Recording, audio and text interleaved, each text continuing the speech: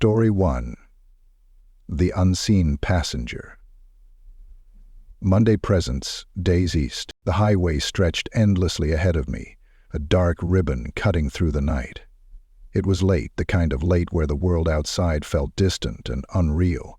My headlights were the only light for miles, illuminating patches of cracked asphalt and the occasional reflective road sign.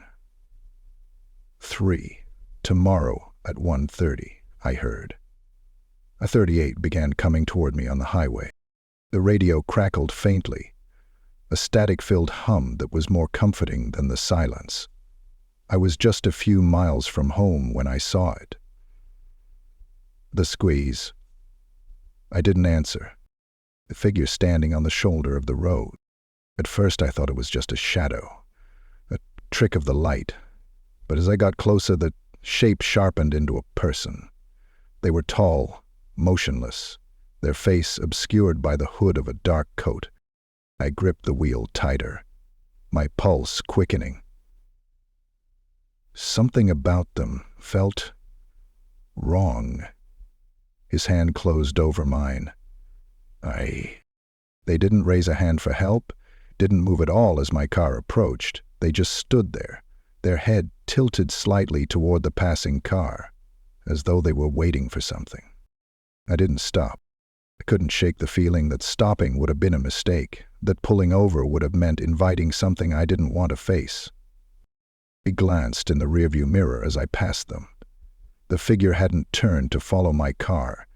They just stood there, their silhouette fading into the darkness. I let out a shaky breath, telling myself it was nothing. Just someone hitchhiking or maybe stranded. And then I felt it. The weight shifted in the car, subtle but unmistakable, as though someone had just climbed onto the back seat. My chest tightened as I glanced into the rearview mirror. The back seat was empty. But the feeling didn't go away. My eyes darted back to the road, my grip on the wheel tightening. I could feel it now, the presence, heavy and oppressive, filling the cabin with an unnatural chill. And then I heard it, breathing. It was soft at first, barely audible over the hum of the engine. But as the seconds ticked by, it grew louder, more deliberate, like someone exhaling right behind me. I swallowed hard, my throat dry. "Who's there?" I asked, my voice trembling. No response. The breathing didn't stop. The car felt smaller now, the air colder, pressing against my skin. My hands shook as I reached for the radio, desperate for some noise to drown out the sound. But the moment my fingers brushed the dial, the breathing stopped. And then the voice came, soft, broken, right next to my ear. "I love you, drive." My pulse pounded in my ears, drowning out everything except the echo of those two words. Keep driving. I didn't dare look back again, my eyes locked on the road ahead, though I couldn't shake the feeling that something was watching me. The air in the car felt thick, heavy, with a presence I couldn't see. I tried to convince myself it was my imagination. Exhaustion, stress. But no amount of rationalization could explain the sound of breathing that returned, louder this time, steady and deliberate. And then I saw the frost. It crept across the rear-view mirror, delicate tendrils of ice spreading outward like fingers. The temperature in the car dropped sharply, my breath fogging in the air. "Who are you?" I whispered, barely able to form the words. She shrugged. The answer came, low and rasping, from somewhere I couldn't pinpoint. "Almost home." My knuckles were white on the steering wheel as I turned onto my street. The familiar outline of my house appeared in the distance, but the sight brought no comfort. The breathing grew louder, filling the car, each exhale rattling like broken glass. My chest tightened as I pulled into the driveway, the headlights casting long shadows across the garage door. The presence in the back seat shifted, the air behind me growing colder still. I couldn't take it anymore. I slammed the car into park and leapt out, my legs trembling as I stumbled onto the pavement. But when I turned to look inside, The back seat was empty. The only sign that someone or something had been there was the door, wide open, and the wet, dark stain on the seat. The stain wasn't just water. I leaned closer, my stomach churning as the faint metallic scent hit me. It was dark, thick, soaking into the fabric like ink. My fingers brushed against it before I could stop myself, the cold, wet texture sending a shiver through my body. And then I saw the footprints. They trailed away from the car, faint and uneven, leading toward my front door. My chest tightened as I followed the marks, each step louder in my ears than it should have been.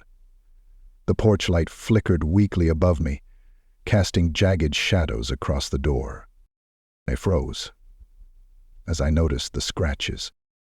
4 long, jagged lines carved into the wood, each one deep enough to expose the raw material underneath.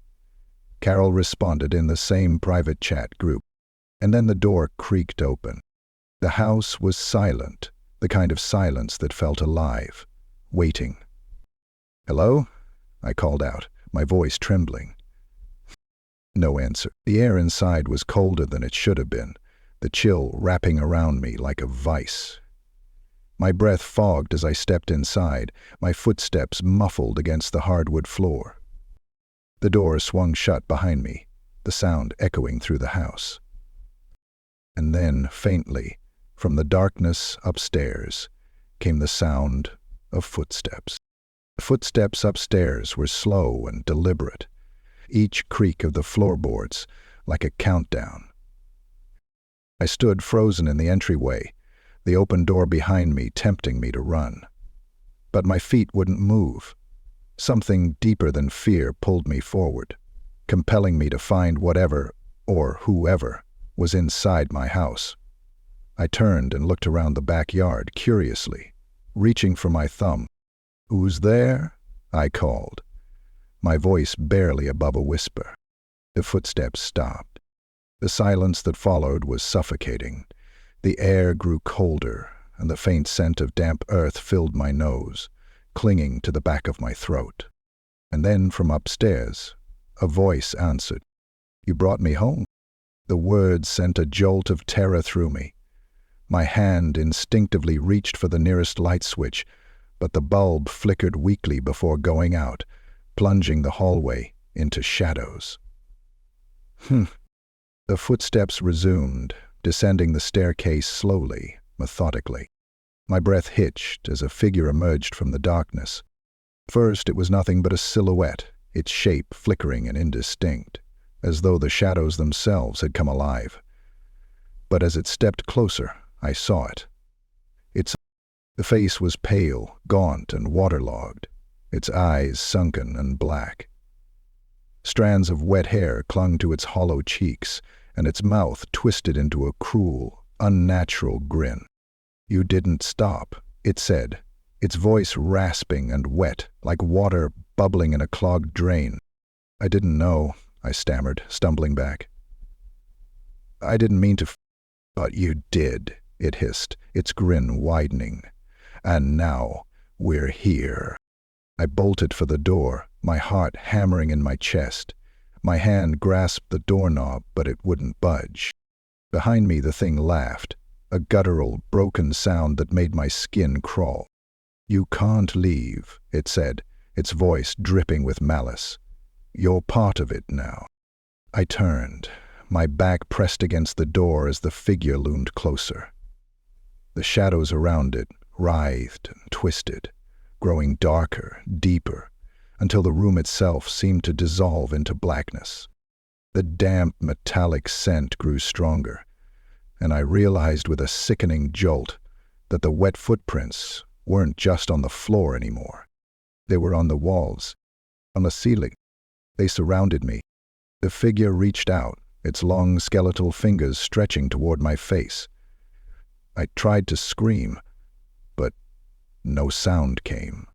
"Do you feel it?" it whispered, its breath icy against my skin. "The weight of what you've done." "I didn't do anything," I choked out, tears streaming down my face.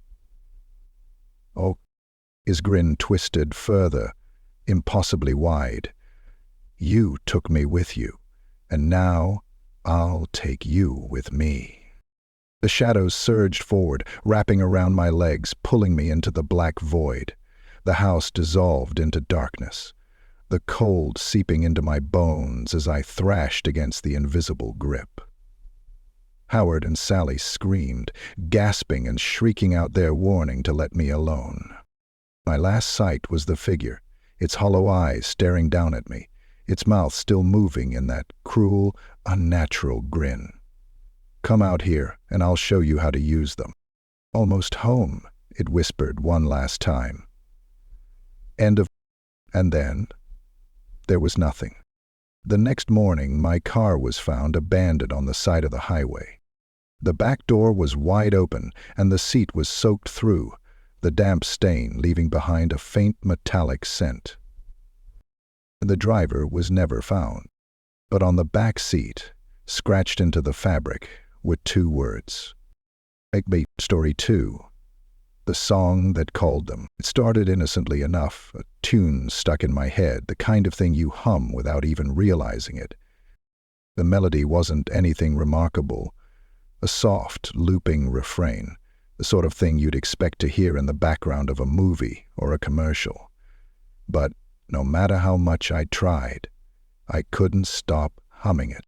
It was always there, like a phantom echo, surfacing in moments of silence. At first I thought I'd heard it somewhere, on the radio maybe, or in passing. But the more I hummed it, the more I realized I didn't actually know where it had come from. That should have been the first warning sign. This morning, as I sat on the couch scrolling through my phone, the melody slipped out again. I didn't even notice I was humming until my dog, Max, raised his head. He stared at me, his ears perked and his body tense. Bola present. I asked, laughing nervously, "You don't like my singing?" But Max didn't move. His gaze was locked on me, his tail motionless, his posture rigid. The laugh caught in my throat. Max was never like this.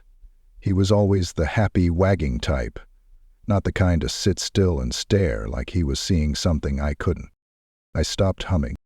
Max's ears flattened and he let out a low whine, his eyes flicking toward the hallway. A chill ran down my spine. "Relax, buddy," I said, forcing a smile. "It's just a song." Max didn't relax. By the time the morning passed, I'd almost convinced myself it was nothing. Max had probably just been startled, I told myself. Dogs get weird sometimes. It didn't mean anything. But then I heard it. I was in the kitchen pouring myself a cup of coffee when the melody drifted in from the hallway. Soft, slow, and unmistakable. I froze, the mug slipping from my hand and shattering on the floor.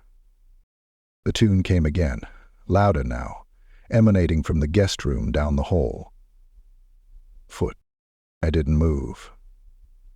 My breath hitched as the melody repeated, each note clear and deliberate. Yeah, it was the same melody I'd been humming, but I hadn't made a sound. I grabbed a knife from the counter, my hands shaking as I crept toward the hallway. The sound grew louder with every step, the melody looping endlessly, impossibly perfect. I reached the door to the guest room, the knife trembling in my grip. The door was slightly ajar, a sliver of shadow spilling into the hallway. With a deep breath, I pushed it open. The room was empty. The melody stopped. The silence in the guest room was deafening, the kind that seemed to press against my ears and made the faintest sound unbearable. I scanned the room, my grip tightening on the knife. The bed was made, the furniture undisturbed. Nothing looked out of place, but the air felt wrong. It was cold, colder than it should have been. A chill settled into my skin, seeping into my bones as I stepped further into the room. My eyes darted to the corners, half expecting to see something crouched in the shadows. "Hello?" I whispered, hating how small my voice sounded. No response. Dissensa, I turned to leave, but as I reached the door, the melody started again. "Hi," I said as I paused to listen. This time, it wasn't coming from the hallway, and he was right behind me. I spun around, the knife shaking in my hand. The room was still empty, but the sound was everywhere, soft and haunting, like it was seeping out of the walls themselves. "President Clinton?" My chest tightened as I backed into the hallway, the melody following me. It was louder now, clearer, as if someone were standing just out of sight, singing under their breath. It took me about. Max barked from the living room, a sharp, frantic sound that made me jump. I ran toward him, my heart pounding. When I reached the living room, he was standing in the middle of the floor, his hackles raised, growling at something I couldn't see. "Max," I called, my voice trembling. He didn't look at me. His eyes were fixed on the hallway behind me, his growl deepening. I turned slowly, my breath hitching. The melody stopped. I didn't sleep that night. Every time I closed my eyes, I could hear it, the faint echo of the melody, looping endlessly in my mind. The darkness of the apartment felt alive, pressing in on me with every creak of the floorboards and groan of the old pipes. Max wouldn't leave my side. He lay curled at my feet, his ears twitching at every faint noise. Around 3 a.m., I decided I couldn't take it anymore. I grabbed my phone, desperate to record the sound the next time it started. Maybe if I captured it, I could prove to myself it was real, that I wasn't losing my mind. But as I opened the recording app, something caught my eye. The mirror across the room. It was angled just enough that I could see the hallway reflected in its surface. And standing there, at the far end of the hallway, was a figure. I froze, my blood running cold. The figure was faint, blurry, almost like a smudge on the glass. But the shape was unmistakable. A person, tall and still, facing the mirror. Facing me. I turned toward the hallway, my heart racing. It was empty. When I looked back at the mirror, the figure was gone. The figure in the mirror haunted me for the rest of the night. I stayed in the living room, too afraid to move, my phone clutched tightly in my hand. Every creak of the apartment, every flicker of the shadows made my skin crawl. Even Max, usually unshakable, refused to settle. He paced the room, whining softly, his eyes darting toward the hallway. I told myself I was imagining things. Stress, exhaustion. There had to be a logical explanation. But the memory of that melody wouldn't leave me. It was still there, faint and persistent, looping endlessly in my mind. And then, at exactly 3:17 a.m., it started again. But this time it wasn't coming from the hallway or the guest room. It was coming from inside the living room. The sound was soft, almost imperceptible, but it filled the room like an unwelcome presence. The melody was clearer now, more defined, every note ringing out with eerie precision. The head withdrew from its position, and the hands behind it extended to the floor. Max froze, his body stiffening as he turned toward the corner of the room. His growl was low and guttural, unlike anything I'd ever heard from him. "Who's there?" I demanded, my voice cracking. The melody stopped. For a moment the room was deathly silent. Then from the corner where Max was staring came a faint whisper. Was it possible? You remember it now. The voice was cold and deliberate, spoken in a tone that chilled me to my core. "Remember what?" I stammered, backing away. The whisper came again, louder this time, as if the voice were moving closer. "At winter, the melody, it's yours." The room seemed to shift around me, the air growing colder, heavier. The shadows in the corner twisted and writhed, coalescing into a shape. A figure. It wasn't solid, not entirely. Its form flickered, like a reflection on a broken mirror. But its presence was undeniable. and it was humming the melody. My chest tightened as the figure stepped closer, its movements slow and deliberate. "You gave it to me," it said, its voice fractured and layered. "And now it's yours again." Max barked, snapping me out of my stupor. The figure stopped, its head tilting as if amused. "Sing it," it whispered. "What?" I said, my voice barely audible. "Sing it," it repeated, its tone sharper now, more insistent. "Finish it." The melody surged in my mind, louder and more intrusive than ever. My lips moved before I realized what I was doing, the tune slipping out in shaky, broken notes. The figure grinned. The air around me grew darker, the shadows closing in, and for the first time I realized the truth. The melody wasn't just a song, it was a call. And I had answered. The melody clawed at my mind, louder and more overwhelming with every passing second. It wasn't just in my head anymore. It filled the room, vibrating through the walls, through my chest, through my very bones. The figure stood in the center of the room now, its form more solid, more real, as though it were feeding on the sound. Its head tilted, that twisted grin widening as I stumbled backward, my breaths coming in short, shallow gasps. "You sang it," the voice said, echoing from everywhere and nowhere. "And now it belongs to you." "I don't know what you're talking about," I shouted, tears streaming down my face.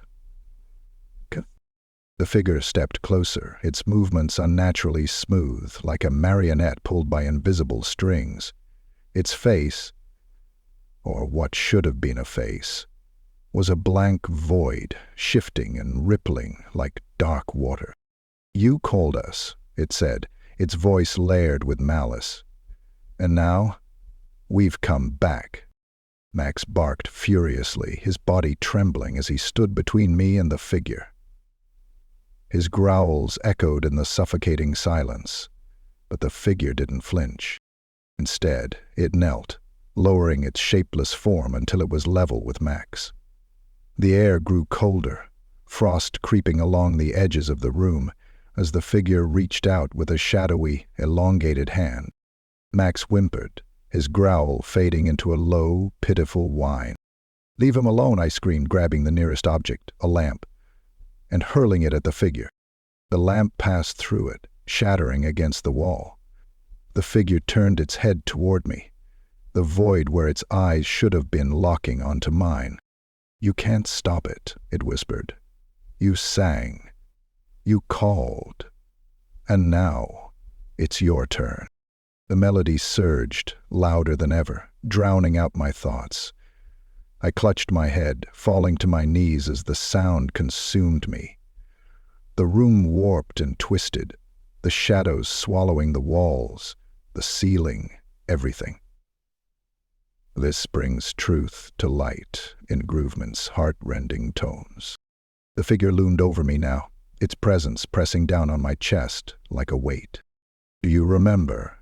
he'd asked, its voice impossibly loud and impossibly soft all at once.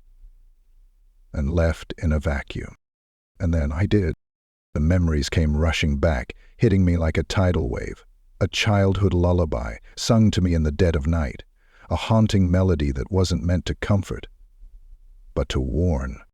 "Don't ever sing it out loud," my mother had said, her voice trembling. It's not just a song. But I had forgotten. I hadn't sung it. And now, it was too late. The shadows surged forward, wrapping around my legs, pulling me into the void. I screamed, thrashing against their grip, but it was no use. The last thing I saw was Max barking frantically, his eyes wide with terror as the darkness swallowed me whole. The melody followed me into the abyss, looping endlessly, a haunting refrain that would never let me go.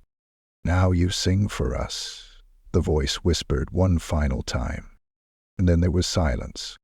When the neighbors called the police the next morning, they reported hearing strange noises, soft humming, like a lullaby, coming from my apartment.